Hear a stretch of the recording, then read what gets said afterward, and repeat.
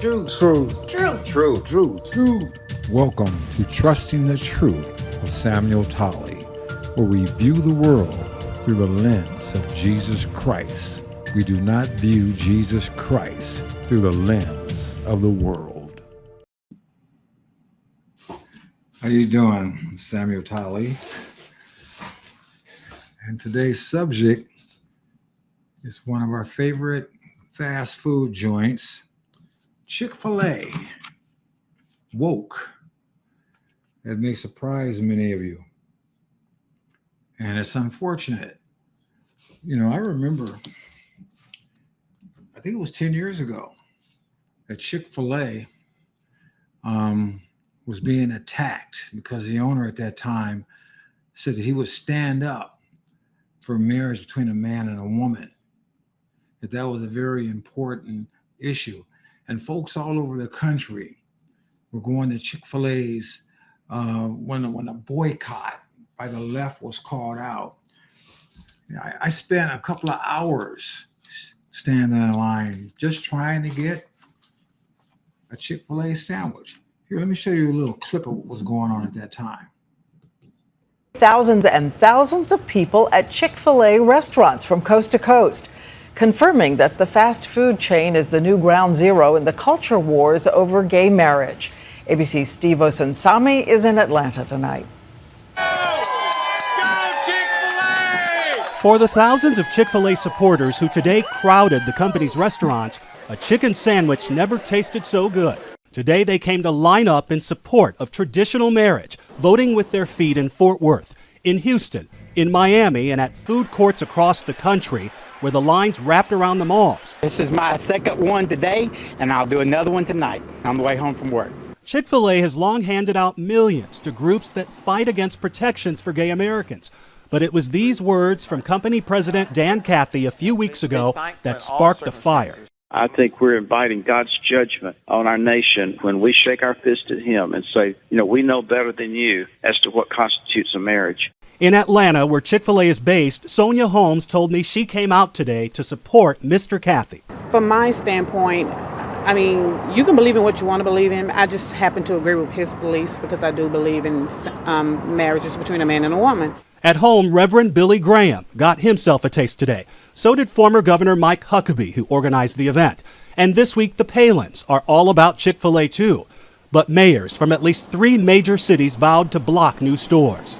Chick-fil-A's values are not Chicago values. What may be the most telling are the people we met here today who told us they support gay marriage, but plan to continue enjoying the chicken here anyway. I don't support the politics, but I do support the food. So, go Chick-fil-A. Steve Osunsami, ABC News.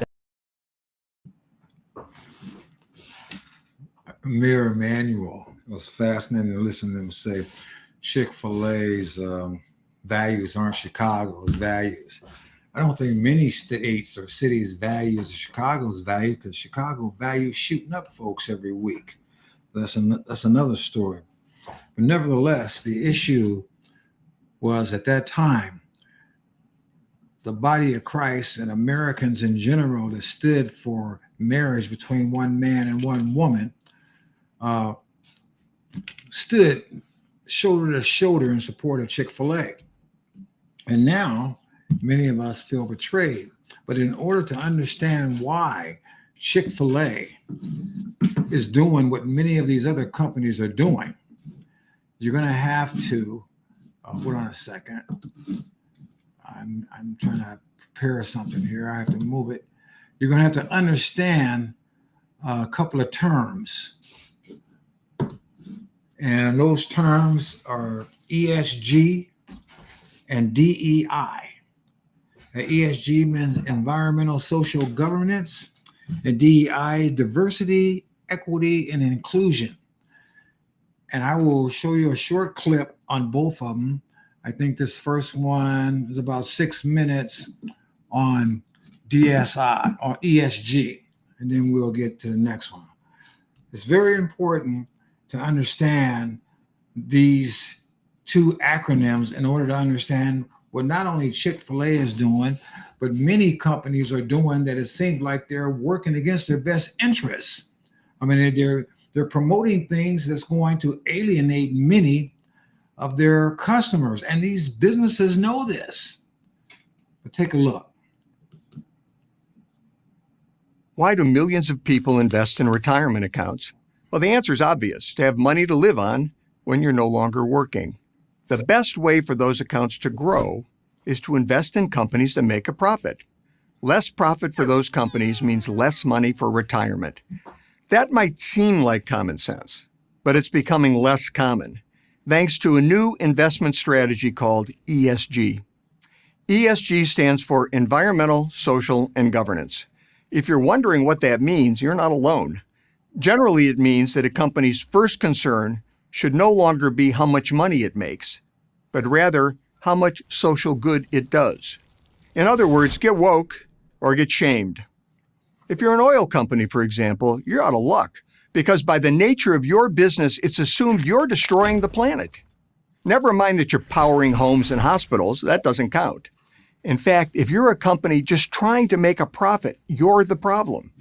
ESG proponent Klaus Schwab, chairman of the World Economic Forum, put The World Economic Forum. These jokers get together every year in Switzerland, the elite of the elites, and they sit around and try to tell us how best to live.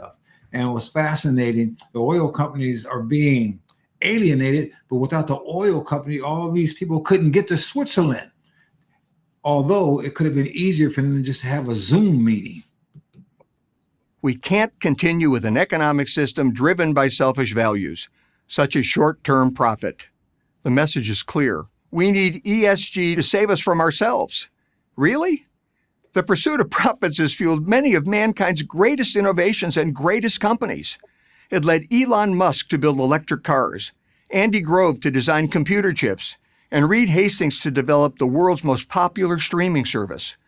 Everything from aspirins to commercial airplanes to, yes, solar panels and wind turbines came about because of the desire for profit. Profit is why you have a job, clothes, a house, food, and every other necessity, not to mention luxuries. It's the reason why you can live in Phoenix and stay cool, or live in Buffalo and stay warm. The genius of capitalism is that it Let me stop here for a second. What this is them trying to take control of everybody and destroy capitalism. It's almost like a Marxist communist thing. And what many people don't realize, when the United States first started, well, before it was the United States, when the Pilgrims came across the Atlantic, they tried a communist system where everybody partook in the livelihood or whatever the necessities of life. And regardless if you did more or you did less, everybody received the same. Well, that didn't induce many people to work hard. And some folks didn't hardly work hard, and folks almost starved to death because of that. So they switched that and went to a capitalist mentality where here, this is your plot of land, this is your plot of land. And you farm during farming season, you plant, you prepare for the winter. And if you didn't, you're going to go hungry and die. People thrive then. Let him continue. is to do good things for society to make a profit. Think about it. If you want to start a business, whether it's a dog hotel or a shoe factory, you'll have to create a product or service that helps others at a price they can afford. If you want to hire employees, you'll have to offer attractive wages and safe working conditions. Otherwise, nobody will work for you. If you want customers, not only will you have to make a good product, but you'll need to cultivate a good reputation. That means treating those customers well and offering competitive prices. In a free enterprise system, you can't make money without providing a social good. Capitalism is, by its very nature, conscientious. It turns out then that profit isn't selfish. It motivates us to contribute our talents to help others. ESG threatens this system. By denigrating profit, it lessens the incentive and the means to do good. Without profits, companies won't have the capital to provide jobs, pay investors, or fund innovation. But that's the world ESG wants you to live in, a world where profit takes second place to a preoccupation with income inequality, race and gender sensitivity, and climate alarmism. But even if you wanted to address those concerns, how would ESG help you do it? That's a fair question because there's no consensus on ESG standards. Here's a good example. 3 self-proclaimed ESG watchdogs have given Tesla 3 completely different ratings: best, worst, and middling. In capitalism, there's a simple metric to determine success: how much money you're making. Under ESG, there's no such thing. It's a judgment call. To make ESG investment strategies even more problematic, according to Meyer Statman, professor of finance at Santa Clara University, in the long run, ESG investors are likely to earn lower after-fee returns than non-ESG investors. Over a period of, say, 30 years, those fees alone could cost you hundreds of thousands of dollars. So if ESG endangers profits, offers no clear metric for success, and is a mediocre investment, why is it even a thing? Well, for 2 main reasons. First, ESG allows people like Larry Fink, CEO of BlackRock, the world's largest investment company, to feel good about themselves. It's a get-out-of-jail-free card for guilty billionaires. They preen in the New York Times, and the rest of us are stuck with the bill. And second, it's about control. ESG enables an enlightened elite to tell everyone else how to run their companies. Submit to ESG or you won't get that loan or that investment, whether or not it's good for your bottom line and your shareholders. That's how companies and whole economies go from woke to broke, including your 401k. So if somebody tries to sell you on environmental, social, and governance investing, hold on tight to your wallet and to your values. ESG is coming for both. I'm Andy Puzder, Senior Fellow at the School of Public Policy at Pepperdine University for Prager University. Thank you for watching. There you go. ESG. This BlackRock and people like that help control the resources. Folks are afraid of losing money, and then these companies, unfortunately, even like Chick-fil-A, appear to be more concerned about what the ESG mindset and the DEI mindset is, other than what the Word of God said. You know, it's funny when you got this diversity, equity, inclusion system, and Christians want to fall into this mess. And I don't understand why, because there's nothing more inclusive, nothing more diverse, nothing more equitable than the Bible, than the Word of God. But now that you got a little information on ESG, let's take a quick look at DEI, or diversity, equity, and inclusion, as we continue to look at Chick-fil-A. So hold on a second. I gotta switch up here.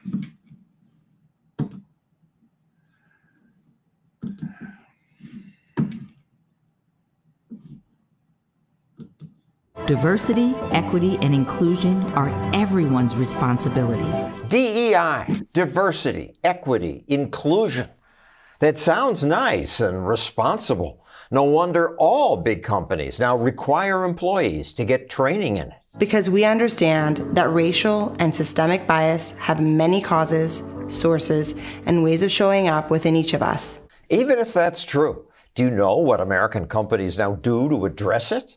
Some make ritual apologies for America's past. We want to acknowledge that the land where the Microsoft campus is situated was traditionally occupied by the Sammamish. By proclaiming guilt, companies try to signal that now they're virtuous. The Snohomish, the Tulalip. It's nice to apologize. Yes, but what is it really doing? Eric Smith was a diversity officer at Drew University. Now he teaches at York College. Why'd you stop being a diversity officer? I just thought it was a useless thing. There's a better way to go about doing this. Diversity and inclusion. Useless or not, companies continue to pay big money for trainings. There's a whole industry now designed to cater to companies looking for a quick way to check that box. In the U.S. in 2020, DEI was a $3.4 billion industry. Every big company. They feel like they have to. They have to say something. They have to signal to the world that they're doing something. Is it effective? No. In fact, it seems to be doing worse. It seems to be making people less likely to interact with people who are unlike them, because it's like a minefield now. Less likely to interact? After a training where you hear things about microaggressions, if you ask somebody what they do for a living, somehow that's racist, right? If you learn that, then why would you take a chance? I better not talk to Eric because I might say something wrong. Precisely. So now inclusion means I'm going to silence myself and not talk to the black people. All white people are racist. Some trainings are just divisive and dumb. I believe that white people are born into not being human. This is extreme, I take it. It is extreme, but it's becoming more of the norm. These slides were shown at a Coca-Cola diversity training. The thesis of this training was try to be less white. They're talking about arrogance and things like that. That is by no means a white thing. The point is to demonize the other side as much as possible. And absurdly, diversity trainings don't even do what they're supposed to do. This Harvard professor analyzed studies of them. Sadly enough, I did not find one single study which has found that diversity training, in fact, leads to more diversity. In fact, the Harvard Business Review reports 5 years after diversity training, the share of black women managers actually decreased. It's not about data, it's about a power grab. A power grab that starts in schools. Melt the steel bars of racism and white language supremacy. This expert tells teachers it's racist to teach traditional English. If you use a single standard to grade your students' languaging, you engage in racism. You actively promote white language supremacy, which is the handmaiden to white bias in the world. Smith was in the audience. I heard that, thought it was a bit misguided. So Smith wrote a long and thoughtful response saying it's a disservice to minority kids not to teach standard English. For that, he was attacked. We are professors in communication. I thought we could communicate. I was so wrong. Instead of a discussion, people called you racist. Do you enjoy using Western modes of argument to invalidate people of color? Check your privilege. What they saw in me was a bigger threat than anything they've seen before. A black person saying it's okay to teach black students standardized English. An academic named Eve complained about the harm Smith consistently perpetuates. Other academics joined in to coddle Eve. Eve spent tremendous labor, physically, intellectually, and emotionally, to write his response, and most probably took him extra time to recover from that labor. It's like they're victims everywhere. Yes, that's the point. You have to perpetuate the victimhood. That's part of the narrative. It just isn't even logical discussion. Has academia gone insane? Yes. That's the short answer. Yes, it has gone insane. I was surprised that the leader of that academic conference agreed to talk to me. You engage in racism. He's since grown a beard. If you use a single standard to grade your students' languaging, you engage in racism. Standardized English tends to exclude many groups of people. My parents came here from Germany. They made me learn standardized English. Were they being oppressive? I mean, where would I be if they hadn't? There are absolutely benefits to a standardized English, but that same world creates those same benefits through certain kinds of biases, and they can be bad for many folks who simply are not going to be able to meet that standard. I'm simply saying that I don't think everyone needs to be held to it. If they're not held to it, how can they succeed? Yeah, I think that they do. I think that they can. He was much more measured than he'd been lecturing his fellow professors. I think you're toning it down for my audience here, because you in your conference speech were all about this is an oppressive country and white racism, white dominance. I tried to be rhetorical, and I tried to use the moment to make a statement. In other words, he played to the crowd. Your students who do not embody enough of the white habits of language that make up your standards stand at your classroom doors and die for your comfort. That anger is the norm with DEI advocates. At Stanford Law School, a judge who'd been invited to speak was stopped by angry students and Stanford's Dean of Diversity, Equity, and Inclusion. Absolute disenfranchisement of their rights and guzzling. The diversity dean lectured this federal judge for 6 minutes. Is it worth the pain that this causes and the division that this causes you have something so incredible important to say about Twitter and guns and COVID, then that is worth this impact on the division of these people. At least the law school president later apologized, saying this violates Stanford's commitment to free speech. Good. I'm glad some sensible people push back against nonsense like this. And when it comes to DEI, this education reformer, Chris Rufo, proposes an alternative. EMC, equality, merit, and color blindness. I like equality and merit and color blindness. Merit is a good thing. But demanding it, we're told, hurts minorities. Our students of color struggle and fail even when we are there to help them. So some colleges drop admissions tests. High schools eliminate honors classes. What is that going to do to an entire group of people? Nothing good. I mean, if you wanted to hold down a group of people without them knowing it, this woke thing is a good strategy. The gap between black and white students is widening, minority and underserved students falling further behind. What's the better way? Talking. People don't say what they feel because they don't want to get canceled. They don't want to be called racist. People are censoring, and we have to stop doing that. Eric Smith is right. Stop censoring. Instead, let's debate. And in a future video, I'll have a longer debate with Asao Inoue, the advocate for not asking kids to learn standard English. Wow. So, diversity, equity, and inclusion from the clip we saw definitely means not expecting black people to speak proper English. We supposed to talk slewfoot or shoefoot or I don't know. We're not supposed to be able to communicate properly. And that's supposed to be okay.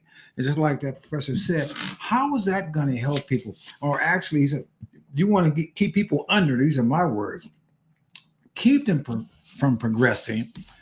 This is a great way to do it without them even knowing it. And then you get them in some job and you pretend like they know what's going on. Having said all that, with the environmental, social governance, and diversity, equity, and inclusion, we can finally get to Chick-fil-A.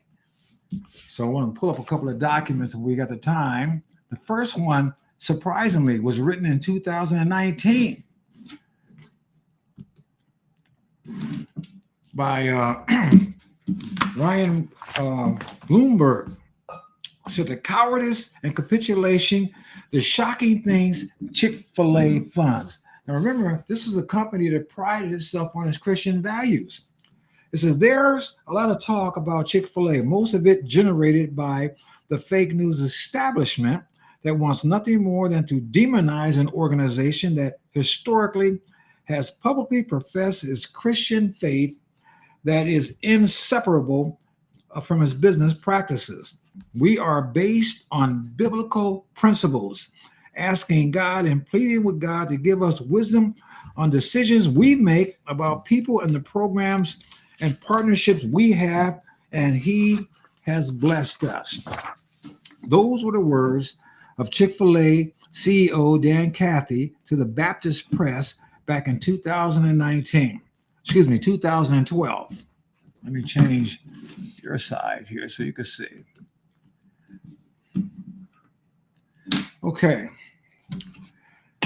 As he confirmed his biblical belief that marriage is between one man and one woman.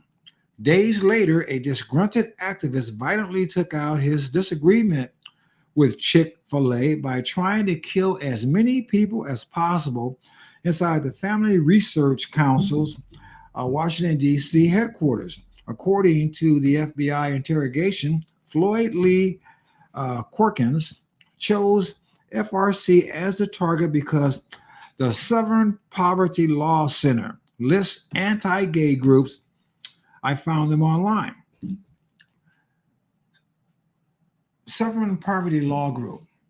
If you're against LGBT, if you're against homosexuality, if you're against transgenderism, if you're against anything that they deem is anti-gay or wrong, regardless as to what the Bible says, then you're a hate group.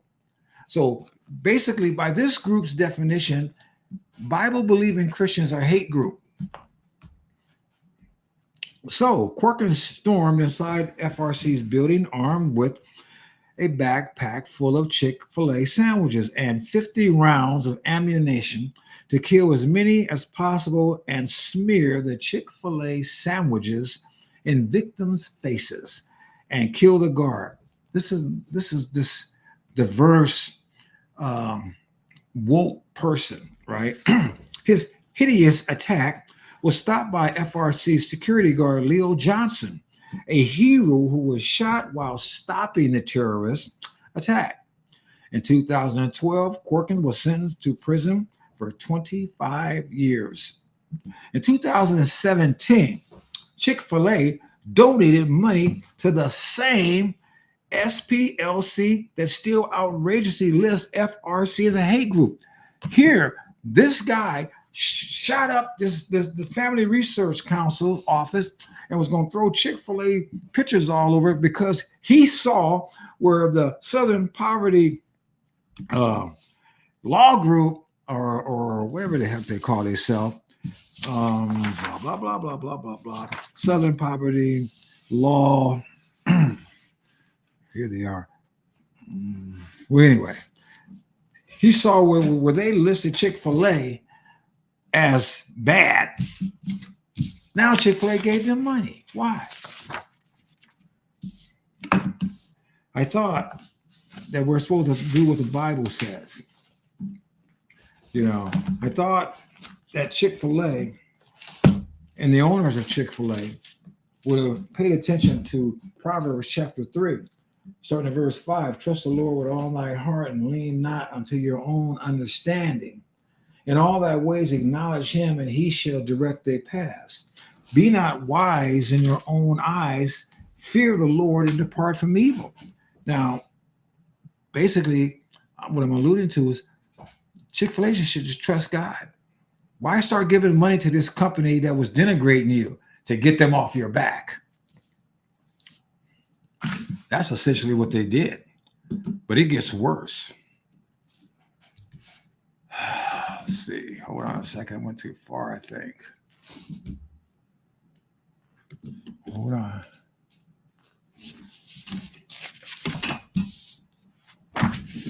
Uh-oh.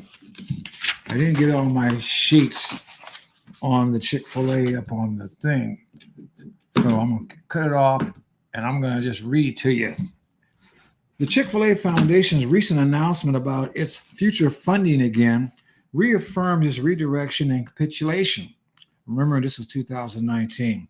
It just so happens that the same three groups targeted for years by the LGBT organizations as anti-LGBT hate groups just happen to be the same ones that would no longer be funded. So these groups that the LGBT folks hated, that Chick-fil-A supported, which is the Salvation Army, Paul Anderson Youth Home, and Fellowship for Christian Athletes. Chick-fil-A's press release acknowledged that these groups were characterized as anti-LGBT groups, but never dispels that. They gave excuses basically as to why they had funded these three remarkable organizations, but would no longer continue to do so.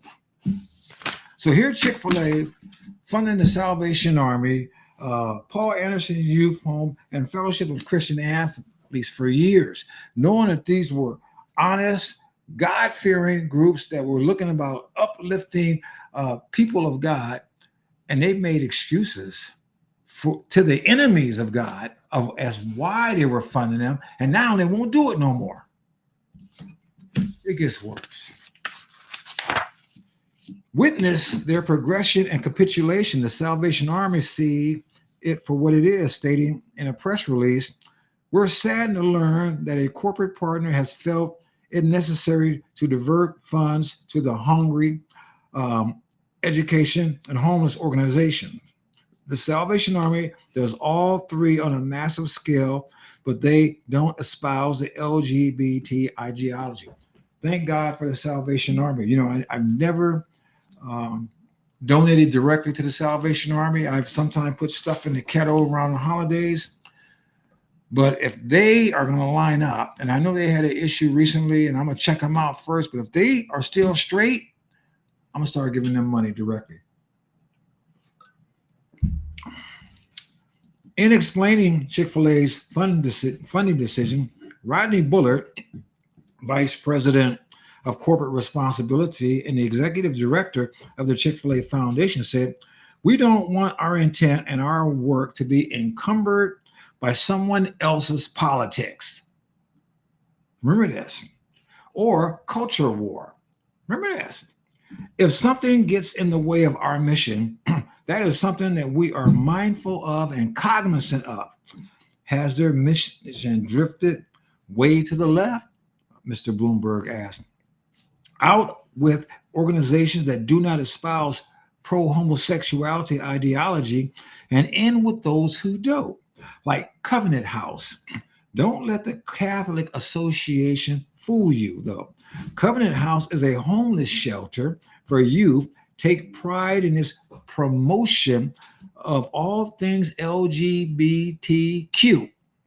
They even march in the New York Gay Parade to show their in-exclusivity creds.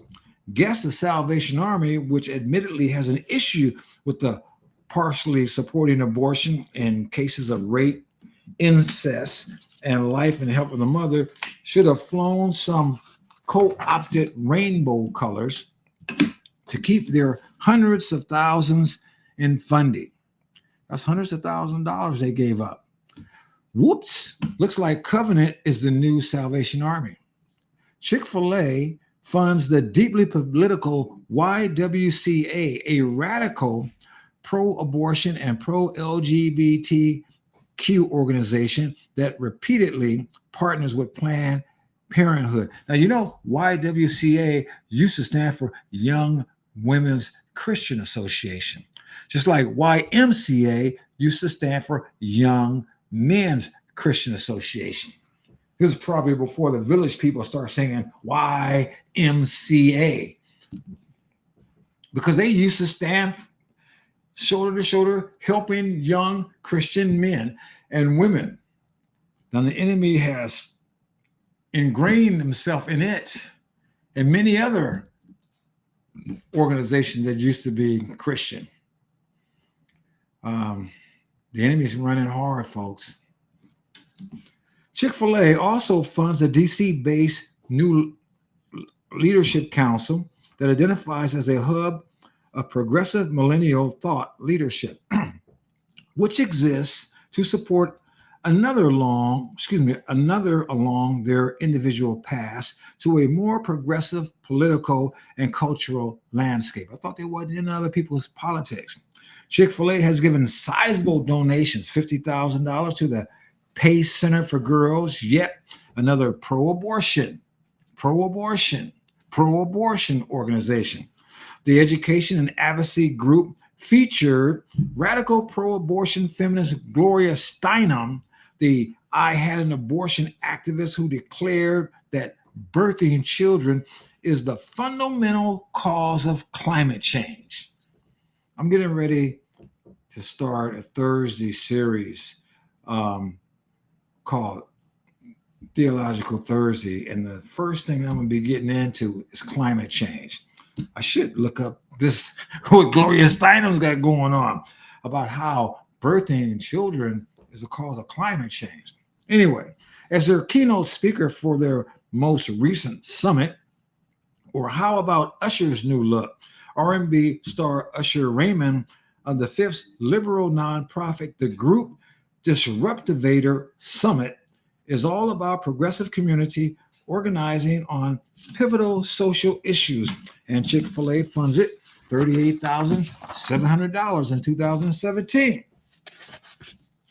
Chick-fil-A also gives tens of thousands of dollars to Chris 180, $27,800 in 2017 and $25,000 in 2019, a pro-LGBT behavioral health and child welfare service agency.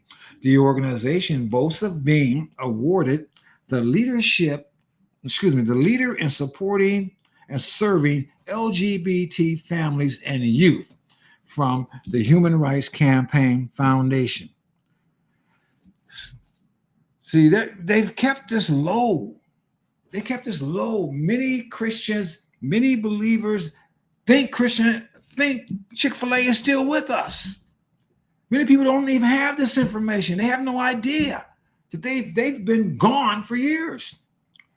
HRC. Nothing promotes human degradation quite like the pro-abortion HRC, the multi-million-dollar LGBT powerhouse that recently pushed for the legalization of prostitution in DC.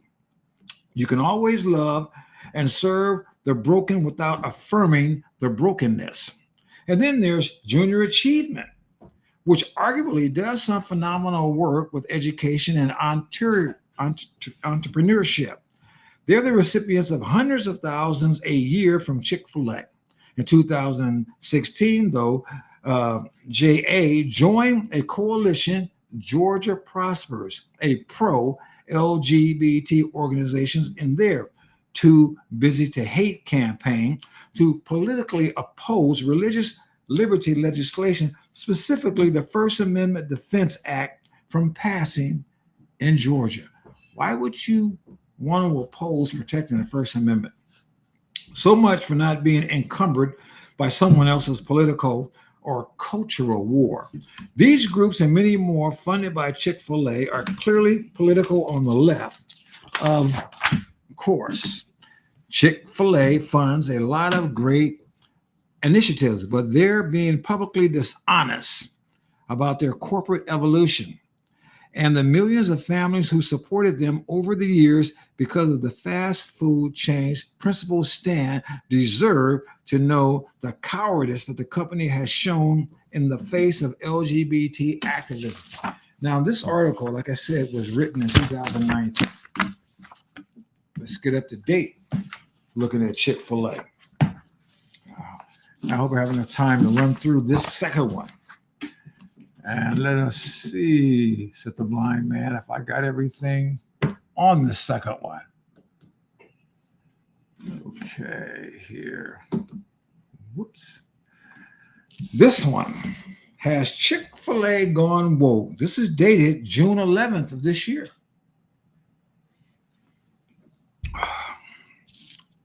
Has Chick-fil-A gone woke? You may have just seen a controversy on social media about your favorite fast food restaurant.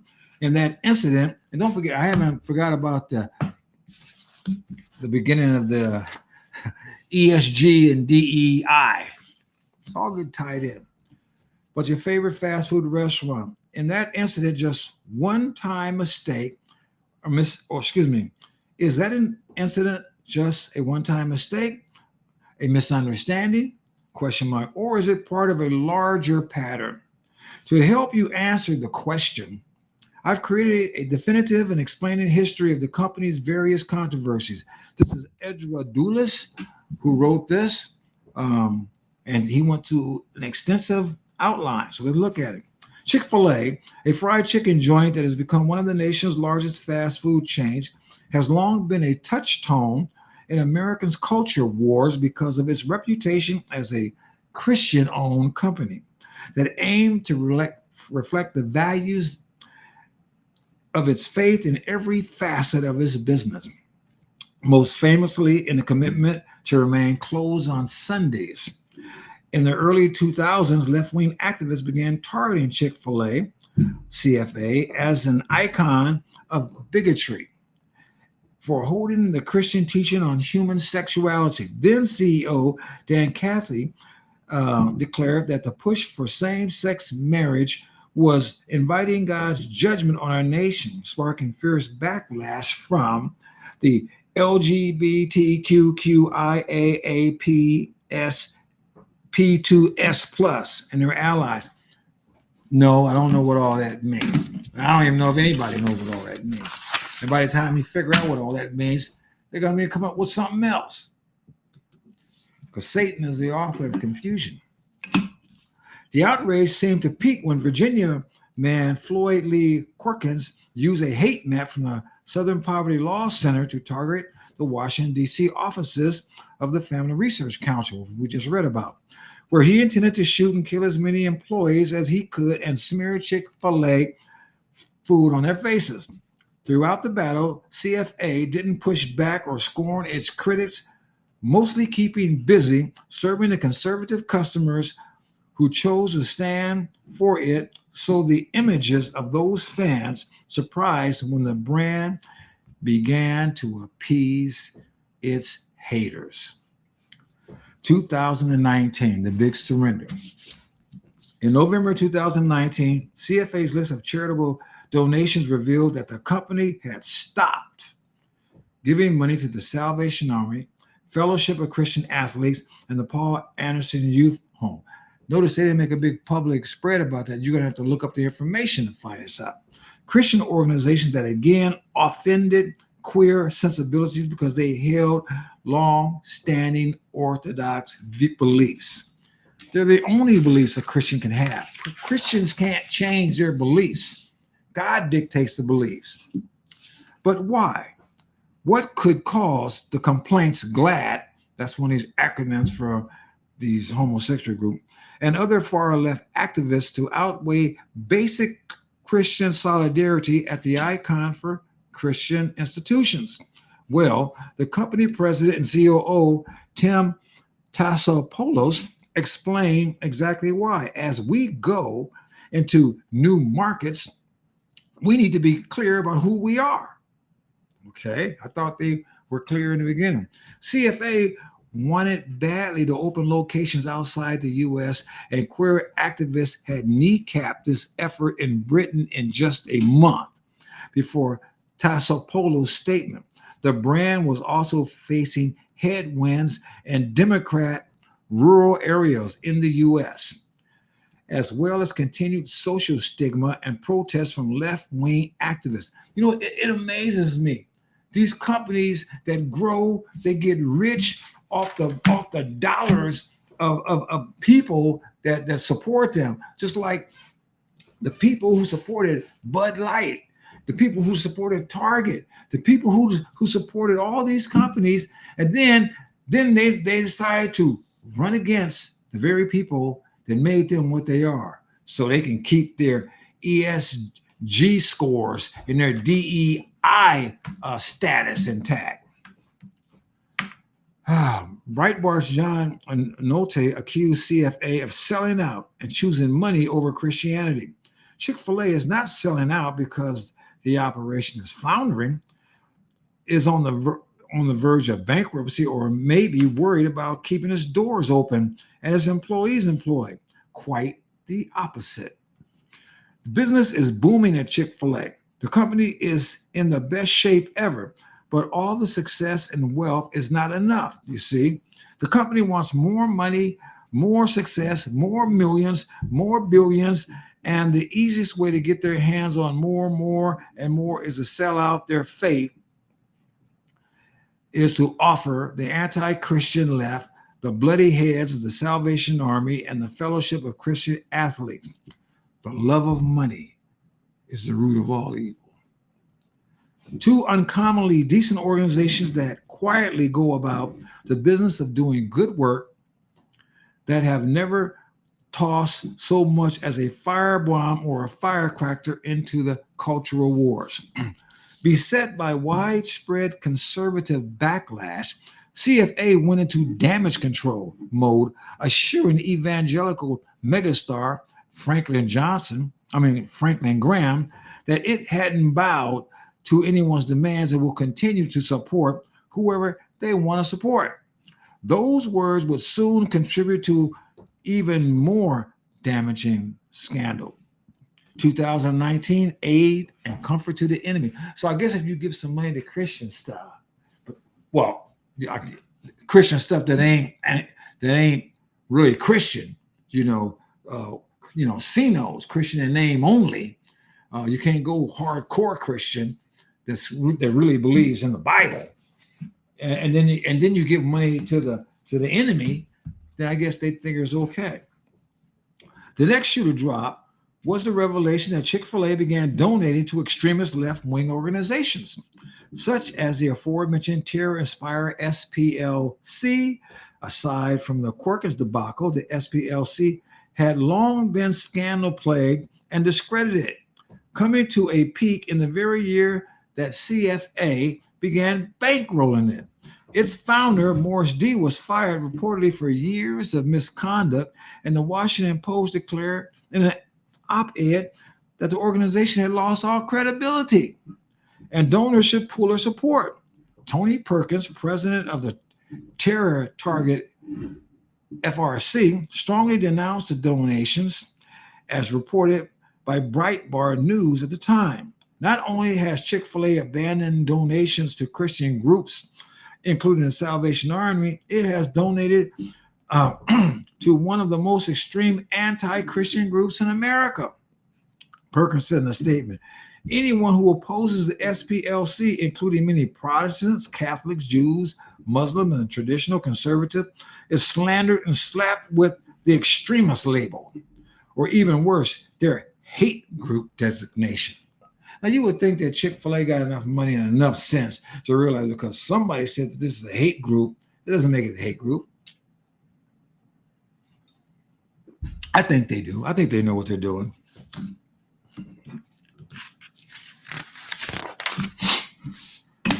It's time for Christians to find a fast food alternative to Chick-fil-A. Yeah, I believe so. He concluded, I'd rather give my money to a pagan food establishment that don't give a rat's butt about God than one every 10 that does and doesn't. The company gave a rather contradictory statement in response to the ensuing backlash, downplaying the SPLC donation and minimizing responsibility for the yet spinning its as well intended in the spirit of thinking about others. Another recipient of Chick-fil-A's foundation money, earning it the designation of causes it support, was Covenant House, an organization that celebrates the LGBTQIAAP2S plus pride and has hosted drag queen story hour events. Covenant House was just one of several pro-LGBTQIAAP2S plus organizations CFA funded that year, and even worse, pro-abortion nonprofits such as the YMCA and the Pay Center for Girls. Obviously, this is piggybacking on some of what we read earlier, but it's going to be different stuff coming. 2020, the anti-racist Ziggis, I think that's how you pronounce it, the most personal controversy yet came when Chick-fil-A's then CEO Dan Cathy participated in a George Floyd Summer of Love racial struggle session. In June 2020, Cathy sat with Democrat boasting rapper Lecrae and Pastor Louis Giglio for a panel discussion on the historic riots, where none of the three participants offered any resistance whatsoever to I Am Kendi Robin DiAngelo's Black Lives Matter narrative gripping the nation. I'm not going to get into the CRT stuff. We don't have enough time. We just try to finish this article. Basically, CRT, if you're white, you're racist. Even if you're not racist or you don't think you're racist, you're just racist anyway. If you're black, you're a victim. Even if you don't think you're a victim anyway. All right. As Breitbart News reported at the time, Cathy made excuses for widespread property damage and demanded contrition for all white Americans before shining Lecrae's shoes in an imitation of the Christian ritual of foot washing. This guy that went down the deep end. He's shining his shoes. We don't have time to talk about foot washing and what it means from a biblical perspective. But nevertheless, this is a joke, and you're going to talk about we shouldn't be demanding, white people should be making contrition for black folks burning down stuff. Hell, if black folks burn down stuff, they need to go to jail. The CEO said after speaking to some black members of his staff, he came to realize that existence of conscious and unconscious biases led to some black employees who experienced a lack of respect. What? You're a Christian organization. You claim to be a Christian organization. You know, there is no Jew, there is no bond, there is no free. What is it? It says in Galatians chapter 3, verse 28, there is neither Jew nor Greek, there is neither slave nor free man, there is neither male nor free, for all one in Christ Jesus. You don't need to go down this DEI crap. You need to just uphold biblical principles. If you uphold the biblical principles in your company, the rest of this stuff is ridiculous. You don't even have to think about that. If anything, you could have said, oh, you guys are trying to catch up with us?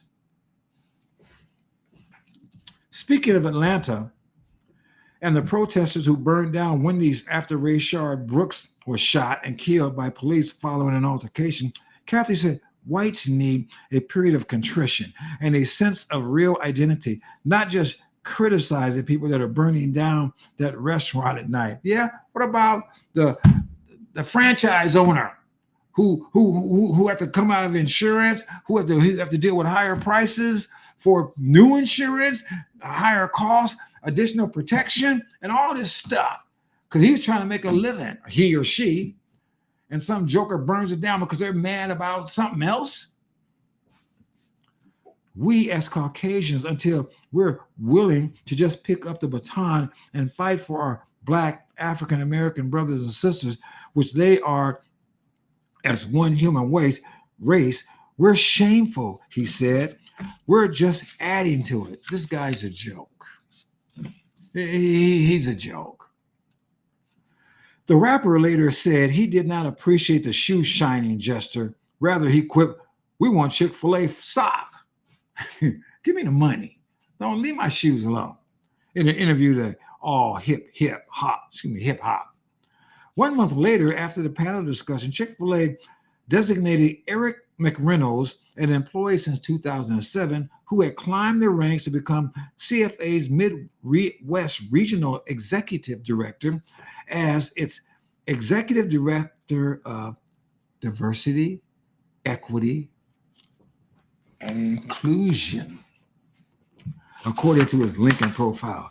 According to CFA's corporate responsibility record that year, McReynolds was tasked with eliminating the systemic or subtle racism. Systemic or subtle racism. Wow. Where'd that come from? It's just systemic or subtle, huh? Okay, let's get the change here.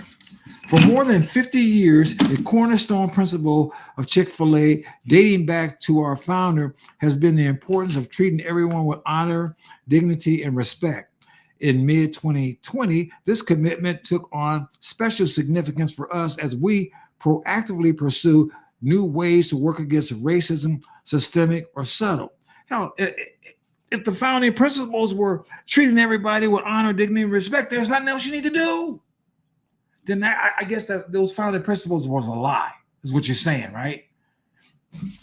The principles in here that you claim you support were a lie.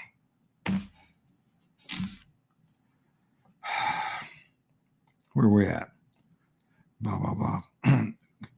We hosted dozens of listening sessions and encouraged open dialogue, approaching conversations with care and empathy as we work together to build better, understand, and address racial injustice.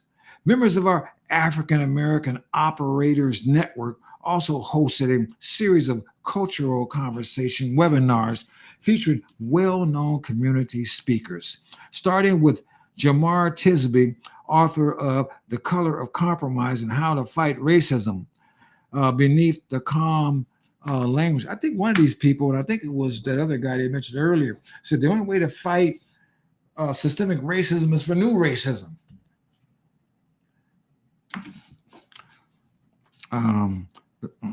Beneath the calm language, a huge red flag appears there. Jemar Tisby is a historian and author who came to fame in the Reformed Christian world, but has become a left wing political activist, briefly working with Imran Kendi's Center for Anti-Racist Research. That's the guy I'm talking about, by the way. And promoting pro-abortion, pro-LGBTQI, AAP, 2S+, Democrat Raphael Warnock in the 2022 mid-elections. He credited historic uprisings, a term that appears to be a euphemism for violent riots, for former police officer Derek Chauvin's murder conviction in 2021. Tisby openly admits he is an activist historian and interprets American history through the presupposition that racism never goes away. It just adapts.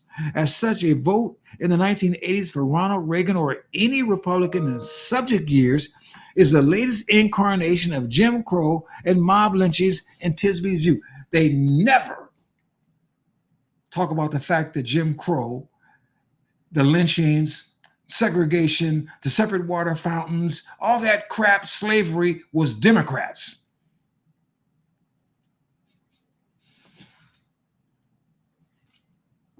Never.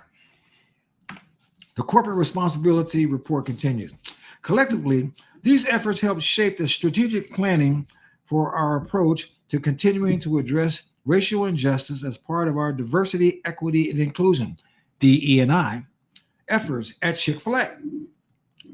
We established an advisory council of diverse representatives from across the company to offer their unique knowledge and perspectives on DEI, supported by new cross-functional strategy, team devoted to strengthening our commitment to DE&I across the company.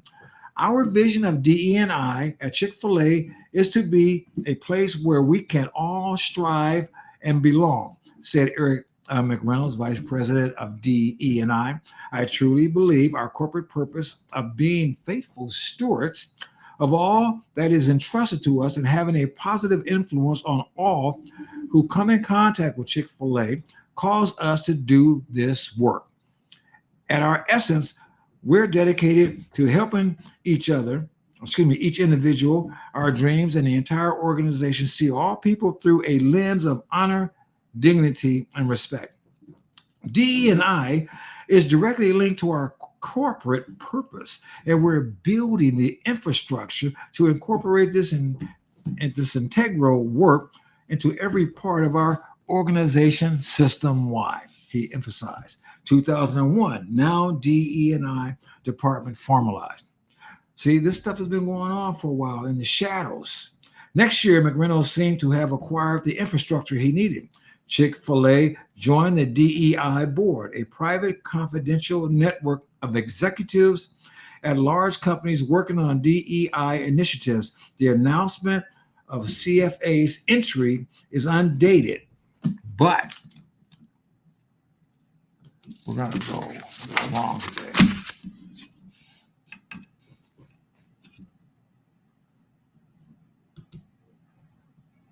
I want to finish this up.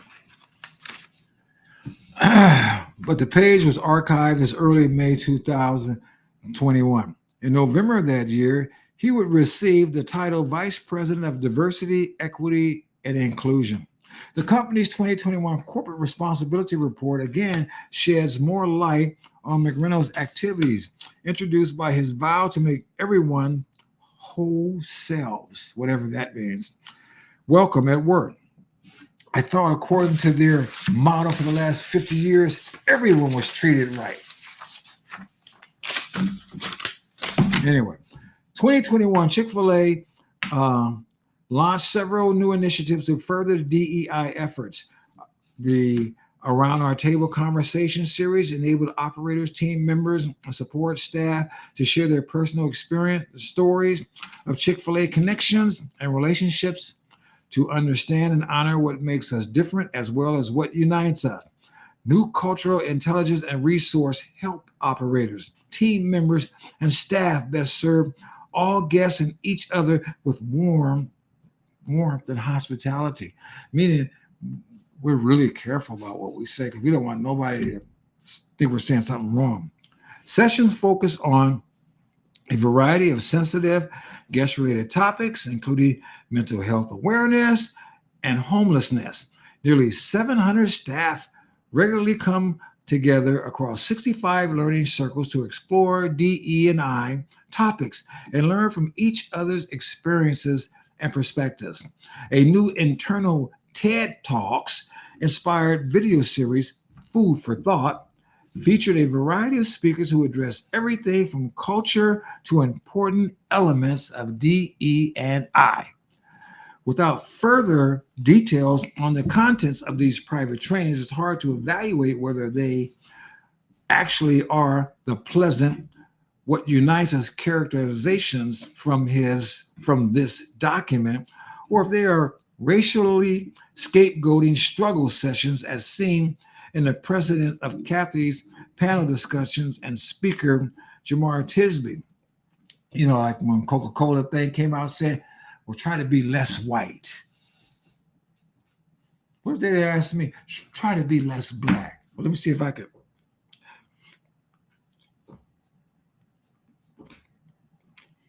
It ain't working. While much of the corporate responsibility documents details praiseworthy efforts such as food donations and education for employees, CFA does commit to ESG, environmental and social governance, by name, declaring its compliance with the United Nations Sustainable Development Goals. See, money is not a factor anymore, folks. It's staying in line with the crap. I'm not going to get into that. I'm saying within the report. The company's updated 2022 report, now entitled Global Impact Report, announced another private DEI-focused video series and a diversity recruitment strategy. In 2022, Chick-fil-A further advances its DE&I commitment with a D&I steering committee with representatives from across Chick-fil-A business who provide insight and guidance for our initiatives. A D&I operator advisory panel that brings the knowledge and perspective of 21 operators to support and advise our DE&I work. New learning and development opportunities focus on conversations, personal discovery, and choice. These include resources that help staff grow their DE&I capabilities and learning circles that provide opportunities for small groups to connect and broaden their perspectives through open dialogue. Continuing internal programs like the Around Our Table video series, in which operators, team members, and staff share who they are and what connects them to Chick-fil-A and each other. I think after having to sit through that crap, I probably want to find me another job. Partner organizations align with our diversity recruitment strategy, connect Chick-fil-A, Inc. with top diverse talent. For example, Chick-fil-A was a visionary sponsor for the 2022 Women's Food Service Forum and engaged food industry leaders who share our vision of breaking down barriers and creating new paths for women to succeed. I keep harping back to, they said for 50 years, our commitment was always to treat everybody right. Eric McReynolds, our Vice President of Diversity, Equity, and Inclusion, serves on the board of directors for this highly regarded organization. The ESG/UN, so you got the UN, these folks trying to get this one world government, and they're going to use ESG and DEI to coerce businesses to work within the framework that they think is right and proper. And then, of course, they're going to use the climate change nonsense. Also, just like they said, if you're an oil company, you're already a bad guy. You know, these people want to control our lives. And it says, you don't have to make that much money, you know. Matter of fact, make less money and get in control or under our control. Are repeated in this year's report. CFA's corporate DEI website gives few more details on the diversity recruitment program. We know that recruiting and hiring talent, which represent the broadest definition of diversity, enables Chick-fil-A to best serve our independent owner-operators and our guests. You recruit the best people for the job if you want to make money. That's what companies are supposed to do. That's what businesses want. I want the best person to handle what I want to get done. I don't care if they're white, black, or polka dot. When I work for people, I work for white people, I work for black people, and a property manager, I work for all kinds of folks. And the fact of it is all they cared about was, am I doing the job? Am I bringing them a return on their investment? And once they seen that I was good for business, they didn't give a rat's but what color I was.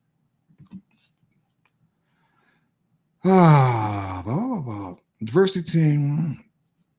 Let me see.